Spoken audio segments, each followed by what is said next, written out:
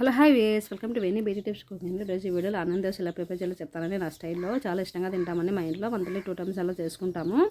So దానికి కావాల్సిన ingredients onion, పచ్చిమిర్చి ఇలా సన్నగా తురుముకోండి, కట్ చేసుకోండి క్వాంటిటీ బట్టి. తర్వాత ప్యాన్ హీట్ చేయండి.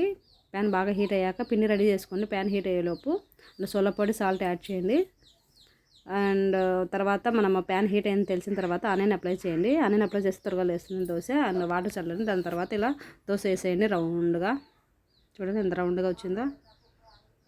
దోశ వేసిన తర్వాత ఆనియన్ వేసేయండి. ఆనియన్ యాడ్ చేయండి. ఆనియన్, పచ్చిమిర్చి, కొత్తిమీర యాడ్ చేయండి. దాని తర్వాత ఆయిల్ యాడ్ చేయండి.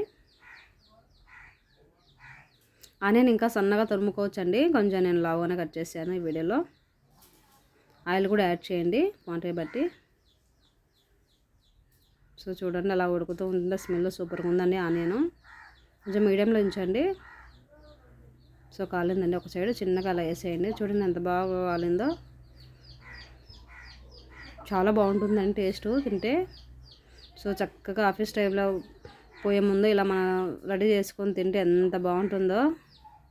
ఆ ఫీలింగే వేరు అమ్మ చేతితో అయితే. ఇంకా సో ఇలా ఒత్తుకోండి. కొంచెం ఆనియన్స్ బాగా మగ్గుతున్నాయండి. అలా ఒక సైడ్ అనుకోండి.